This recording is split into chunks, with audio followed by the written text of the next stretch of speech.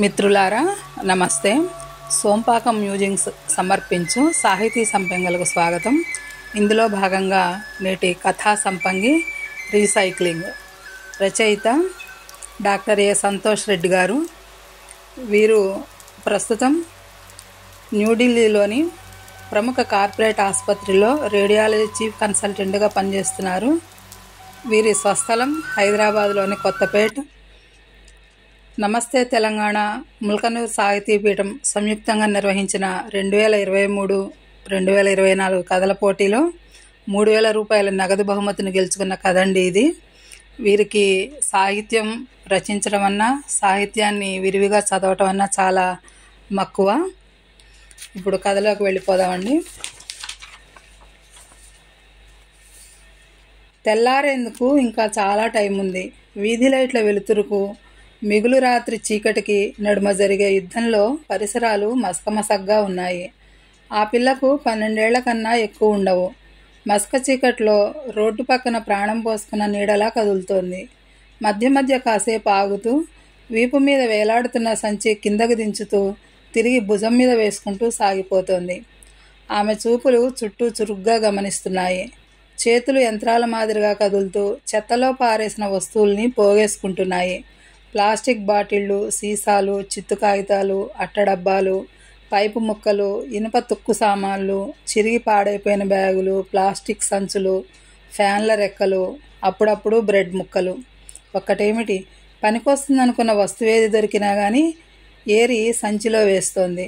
సన్నగా బక్కపల్చని ఆకారం, పాలిపోయిన ముఖం, ముక్కుకి నోటికి అడ్డంగా కట్టుకున్న బట్ట, కాళ్ళకి 2 వేర్వేరు సైజుల్లో పాత చెప్పులు, అవి కూడా ఎక్కడో పెంట కుప్పలో దొరికినవే. నడిచేందుకు ఇబ్బంది పడుతూ అట్లాగే నడుస్తోంది. తెల్లారేందుకు ఇంకా సమయం ఉంది. చలికి వణికే నగరం ఒకవైపు ఒత్తిగిలి పీడకలల మధ్య కలత నిద్రపోతోంది. నగరానికి వడ్డాణంలా చుట్టుకొని మట్టిపాములా ప్రవహించే మురికి నది దాని కాలుష్యాన్ని కడుపులో మోస్తూ విషకన్యలా కదులుతోంది. అన్ని ఊర్లలాగే ఆ ఊరుకు తనదైన ఉనికి ఉంది. తను అనుకునే పగళ్ళు రాత్రుళ్ళు, మంచిదో చెడ్డదో ఏళ్ల తరబడి సృష్టించుకున్న సంస్కృతి. ఆకాశాన్ని తాకే బహుళ అంతస్తుల భవనాలు, చెట్లకు బదులు నిలబడి ఉన్న కరెంటు, టెలిఫోన్ స్తంభాలు, అభివృద్ధి పేరిట విస్తరించిన కాంక్రీట్ అడవులు, పగలు ఇరుకుగా రాత్రులు విశాలంగా మారే రహదారులు, వన్యప్రాణుల్లా అక్కడక్కడ వృద్ధాప్యం మీద పడ్డ వృక్షాలు, రోబోల్లా బతికేస్తున్న మనుషులు, పొద్దు పొడిస్తే ఉరుకులు పరుగులు అంతటా. తెల్లారేందుకు ఇంకొంత వ్యవధి ఉంది. మానవ గూళ్ళు ఇంకా నిద్రలోనే జోగుతున్నాయి. రోడ్డు పక్కన ఫ్లోరోసెంట్ లైట్లు అలసటగా చీకటితో పోరాడుతున్నాయి.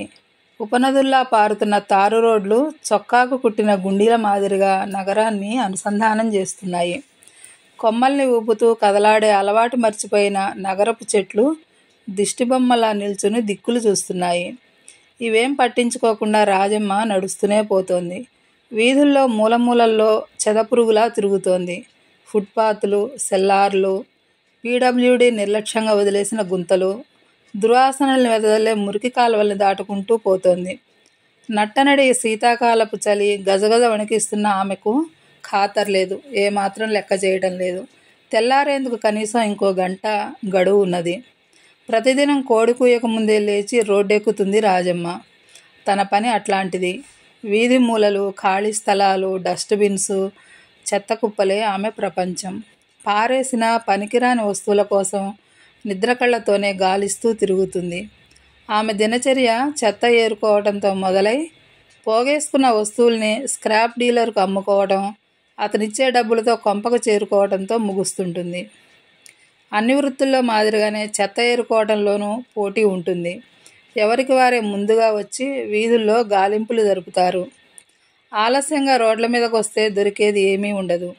రాజమ్మకు ఈ సంగతి బాగా తెలుసు. అందుకే చీకటితోనే లేచి బయటపడుతుంది. దేశమేదైనా, ప్రాంతమేదైనా చెత్త ఎక్కడైనా చెత్తే. పనికిరాని వస్తువులు ప్రతి చోట ఉండేవే. భిన్న ప్రాంతాల సంస్కృతులు భిన్నంగా ఉండొచ్చు, కానీ పారేసిన చెత్త సంస్కృతి మాత్రం ఎక్కడైనా ఒకే తీరు. అట్లాగే చెత్త ఏరుకుని బతుకులు సాగించే జీవులంతా సేమ్ టు సేమ్. నానా రకాలైన కుళ్ళు, వెగటి వాసనలను పీలుస్తూ గంటలు గంటలు జనం అసహించుకునే ప్రదేశాల్లో తిరగటం, అలుపొస్తే ఫుట్పాత్ మీదో మెట్ల కిందనో ఒకంతసేపు సేదతీరటం, తిరిగి మళ్ళీ అదే వేటలో సాగిపోవటం, పెంటకుప్పలో చేతులు పెట్టి వెతకటం, నాలాల్లో మురుగునీళ్లలో తేలియాడే వస్తువులను కూడా పట్టుదలగా సమీకరించడం, కొన్నిసార్లు చెత్తను కెలుగుతుంటే చేతులకు అంటరాని వ్యర్థాలు, మలమూత్రాలు, అశుద్ధాలు అంటుకుంటుంటాయి. అయినా రాజమ్మ విసుక్కోదు, అసహించుకోదు. తనకు మామూలే అయినట్లు పనిలో మునిగిపోతుంది. చీదరించుకుంటే ఎవరికి నష్టం? తిండికి దొరక్కుంటే ఆకలి ఎవరికి? మనిషి రోగాలతో చచ్చినా పర్వాలేదు, ఆకలితో చావకూడదు కదా. అట్లా ఎవరు కోరుకోరు కూడా. ఏదో విధంగా బతికేయాలి. బతకటం కోసం అన్నీ భరించాలి. మూత్రమైనా మలమైనా అది మనిషిదైనా జంతువుదైనా చేతులతో ముట్టుకోవాలి, అంటుకోనివ్వాలి. తనకలాంటి హీనస్థితి కల్పించిన దేవుణ్ణి రాజమ్మ ఎప్పుడూ తిట్టుకోదు. అసలు తిట్టుకునేందుకో లేదా మెచ్చుకునేందుకో ఆమెకు తీరికే ఉండదు. అప్పుడప్పుడే తెల్లవారుతోంది.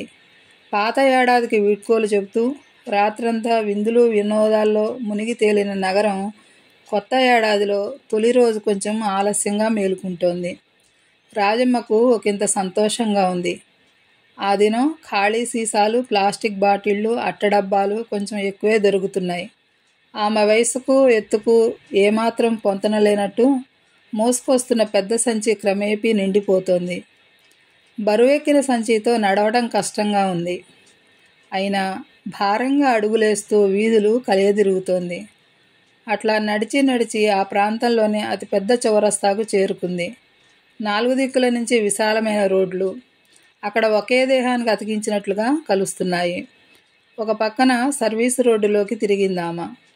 వరుసగా దుకాణాలు, షాపింగ్ మాల్స్. షాపుల ముందు మెట్ల పక్కన ఉన్న చెత్త డబ్బాలు వెతుకుతూ వెళుతోంది. ఒక ప్లాస్టిక్ డ్రమ్లో చేయి పెట్టి కెలుకుతూ వెతికింది. 4-5 ఖాళీ వాటర్ బాటిళ్లు దొరికినాయి. మరో చోట కొన్ని అట్టడబ్బాలు, డిస్పోజ్డ్ టీ గ్లాసులు, పారేసిన మద్యం సీసాలు కనిపిస్తే వాటన్నిటినీ తీసి పదిలంగా సంచిలో వేసుకుంది. అప్పటికి పూర్తిగా తెల్లారిపోయింది. నగరం మెల్లగా తూర్పు దిక్కుకు తిరుగుతోంది. రాజమ్మ నిశ్శబ్దంగా తన పని తాను చేసుకుపోతోంది. ఓ చోట లెక్కలేనన్ని అంతస్తులతో ఒక భారీ అపార్ట్మెంట్ నిర్మాణం జరుగుతోంది. తలెత్తి చూస్తే అంతెత్తున ఇంకా నిర్మాణం పూర్తిగాని ఫ్లాట్స్ కింద నుంచి పిచ్చుకగుళ్ళు మాదిరిగా కనిపిస్తున్నాయి. భారీ యంత్రాలు, క్రేన్ల సాయంతో రాత్రి పగలు ఏకధాటిగా కడుతున్నారు. మేస్త్రీలు, వర్కర్లు నిర్విరామంగా పనిచేస్తున్నారు. సరిగ్గా దానికి ఎదురుగా ఉన్న టీ కొట్టు దగ్గరకు వచ్చింది రాజమ్మ. భుజం మీద సంచి ఓ పక్కన దింపేసి అటు చూస్తూ నిలబడింది. ఆ పిల్లకి ఛాయ్ తాగితే బాగుంటుందనిపించింది. కానీ డబ్బులు లేవు. టీలు చేసి అందిస్తున్న వ్యక్తికేసి చూసింది. అతడు ఆమెను చూశాడు. రాజమ్మ కదలక మెదలక తదేకంగా చూస్తుంటే కొద్దిసేపటికి అతనే అడిగాడు, ఛాయ్ తాగుతావా పోరి? ముందు వద్దన్నట్టు తల అడ్డంగా ఊపింది. తర్వాత తడబడుతూ చిన్నగా అంది, నా దగ్గర పైసలు లేవన్నా. అతడేమనుకున్నాడో మరేమీ అడగకుండా చిన్న ప్లాస్టిక్ గ్లాసులో టీ పోసి అందించాడు. రాజమ్మ సంతోషంగా తీసుకుంది. అలసిన ముఖంలో వెలుగు. కృతజ్ఞతగా ఓపరి అతన్ని చూసింది. ఛాయ్ తాగుతూ ఓ మూల ఒదిగి నిలబడింది. టీ కొట్టు అతను పక్కన కస్టమర్లతో చెబుతున్నాడు, ఎంత పెద్ద అపార్ట్మెంట్ కడుతున్నారో చూసినరా? ఒక ఊరంతా ఉన్నది. దీంట్లో ఎన్ని కుటుంబాలుంటాయో ఏమో. అవునవును, కోట్ల రూపాయల ముచ్చట. దాన్ని కట్టిస్తున్న ఓనర్ నాకు తెలుసు. తెలుసా? అంత గొప్పోడు నీకెట్లేరుగా? అతనిది మా ఊరే. ఒకప్పుడు బాగా పేదోడు, చదువుకోలేదు, ఆవారాగా తిరిగిండు.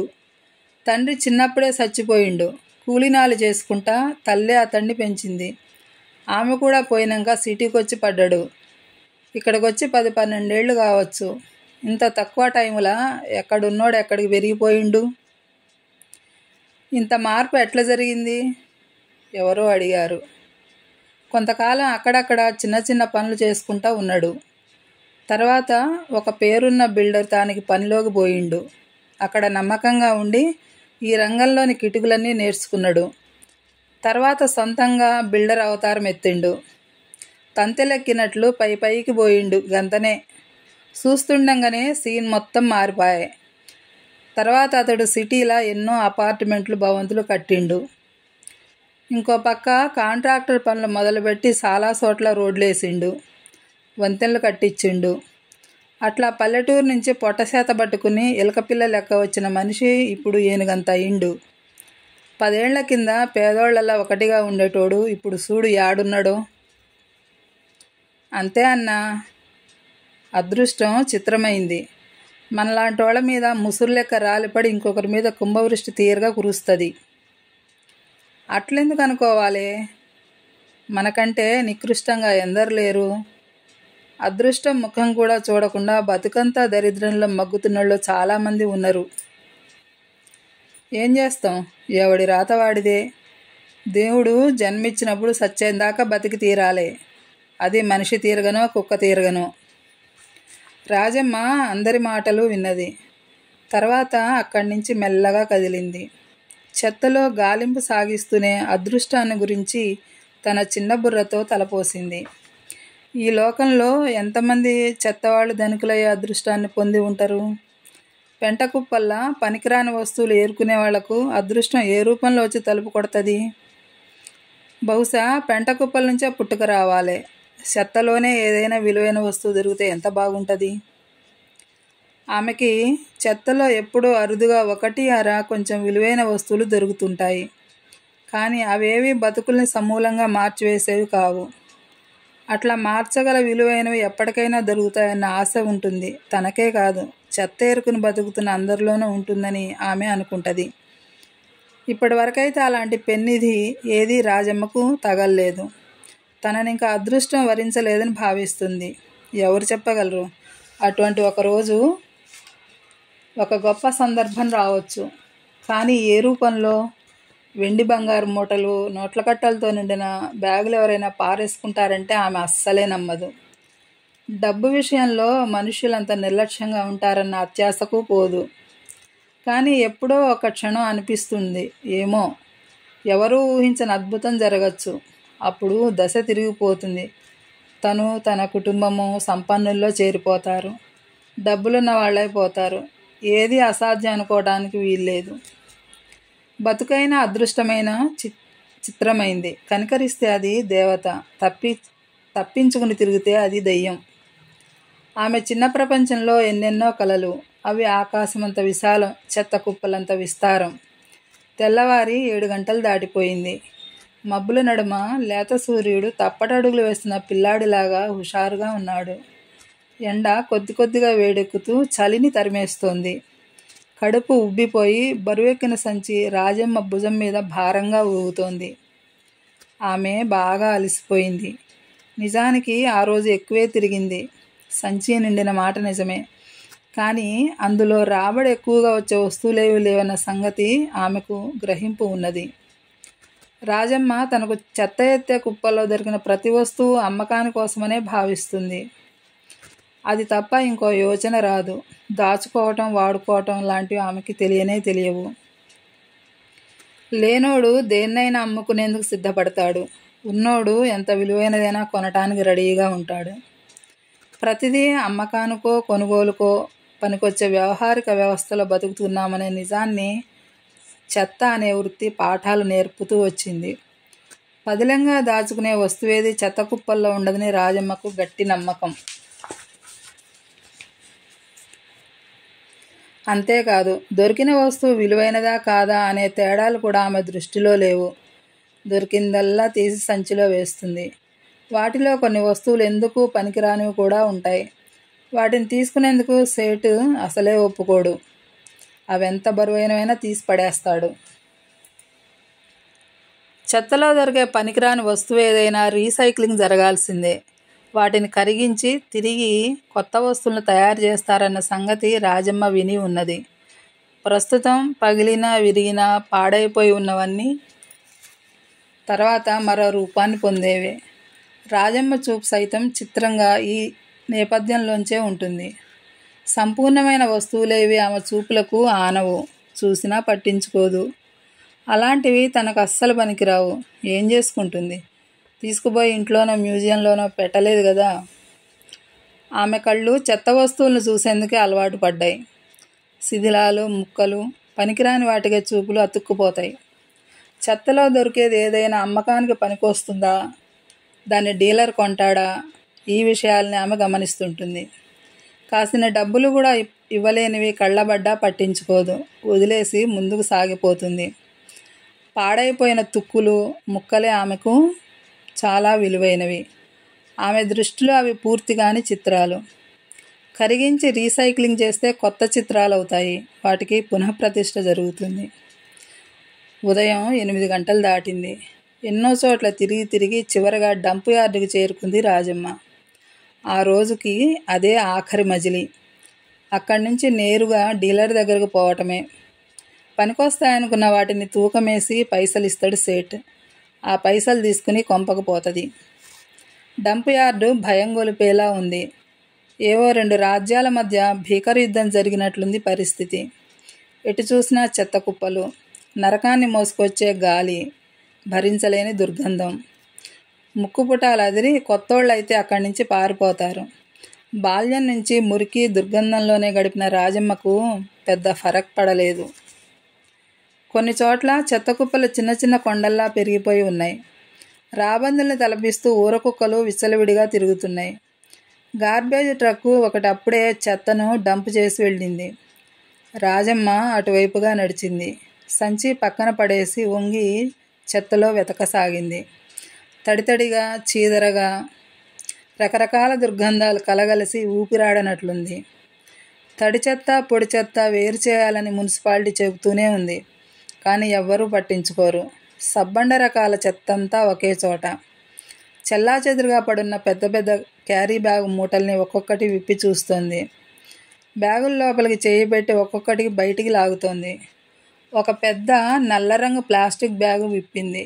లోపల బాగా తడిసిన చెత్త కుక్కినట్టుంది. చేతికి ఏదో మెత్తగా, తడిగా, జిగటగా అంటుకుంది.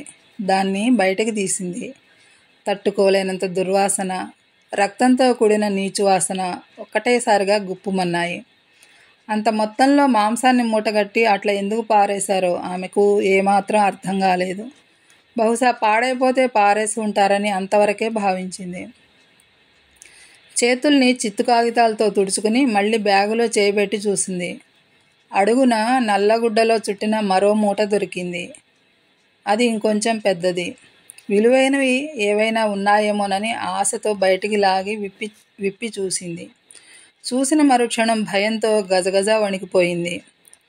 ఆ మూటలో ఓ పసికందు శవం, కొన్ని గంటల వయసున్న రక్తపు గుడ్డు. చచ్చిపోతే అట్లా మూటగట్టి చెత్త బ్యాగులో వేశారో లేదా కావాలని శిశువు ప్రాణాలు చిదిమేసి వదిలించుకున్నారో తెలవదు. బిత్తరపోయి పెద్దగా అరిచింది రాజమ్మ. ఆమెకు ఊపిరి ఆడలేదు. ఒక్క ఉదుటిన లేచి నిలబడింది. క్షణంపాటు ఏం చేయాలో తోచలేదు. తర్వాత మైకంలోంచి బయటకు వచ్చినట్లు రక్తపు శిశువుకేసి తేరిపార చూసి బాణంలా అక్కడి నుంచి ఒక్కటే పరుగు తీసింది. తన సంచి అక్కడే వదిలేసి ఎటు వెళుతున్నది చూడకుండా దూసుకుపోయింది రాజమ్మ. నగరంలో 9 గంటలకు జనాభా సందడి మొదలైంది. ఎంతో దూరం ఆగకుండా పరిగెత్తి అలిసిపోయిన రాజమ్మ ఆయాసంతో ఒక దుకాణం మెట్లపైన కూలబడింది. గుండె వేగంగా కొట్టుకుంటుంటే తేరుకునేందుకు చాలాసేపు పట్టింది ఆమెకు. ఎంత పారేసేవైనా అసలు పనికిరాని వస్తువేది ఉండదని రాజమ్మ ఇప్పటివరకు నమ్ముతూ వచ్చింది. పాత వస్తువు సరికొత్త రూపం పరివర్తనకు దోహదం చేస్తుంది. ఏదీ నశించదు, కేవలం రూపం మాత్రమే మార్చుకుంటుంది. పాత ప్లాస్టిక్ నుంచి కొత్త ప్లాస్టిక్ సామాన్లు, చిరిగి పాడైన పాత బ్యాగులేమో వేరువేరు రూపాల్లో సరికొత్త బ్యాగులుగా, తుప్పుపట్టిన తుక్కురేకులు కొత్త డబ్బాలై, పాత లెదరంతా తళతళ మెరిసే చెప్పుల్లాగా, షూలు మాదిరిగా, ఇట్లా నయా అవతారాలుగా రూపొందుతాయి. పాత బంగారాన్ని కరిగించి జిగేల్మనే సరికొత్త ఆభరణాలను తయారు చేస్తారు. చిన్నపిల్లలు పెరిగి పెద్దవారై కొత్త మనుషులుగా, పరిపూర్ణమైన మనుషులుగా మారిపోతారు. అట్లా కొత్తదేది స్వతహాగా కొత్తది కాదు, పాతదానితోటే అనుసంధానం అయ్యే ఉంటుంది. మరైతే డంప్ యార్డు చెత్తలో కనిపించిన మృత శిశువో? ఆ పసిగుడ్డు కొత్త వస్తువా లేక పాత వస్తువా? ఏమనుకోవాలి? ఏ రూపాంతరం జరగకుండానే పాతదిగానే ముగిసింది. కాదు, ముగించేశారు. చెత్తలో కలిపేశారు. చెత్తను నమ్ముకుని బతికి ఆమెకు సైతం ఉపయోగపడిన చెత్త వస్తువు కంటే హీనాతిహీనం చేశారు. అన్నిటిలా ఆ పసిగుడ్డు దేహానికి రీసైక్లింగ్ లేదు. ఏం చేసినా మరో రూపానికి రాదు. అసలు పరివర్తనే లేదు. 10 గంటలకు ఎండ వేడెక్కి చురచురమంటోంది. రాజమ్మ తలెత్తి మొగులు వైపు చూసింది. పైన సూర్యుడు వెండి కడియంలా మెరిసిపోతున్నాడు. మిత్రులారా, మీకు ఈ కథ నచ్చినట్లయితే లైక్ చేయండి, కామెంట్ రాయండి. సబ్స్క్రైబ్ చేయని వారైతే సబ్స్క్రైబ్ చేయండి. తప్పకుండా మంచి సాహిత్యాన్ని మీకు అందించే నా ప్రయత్నానికి ప్రోత్సాహాన్ని ఇస్తారని భావిస్తూ మరో కథతో రేపు మీ ముందుంటానండి. అంతవరకు సెలవు. ధన్యవాదాలు.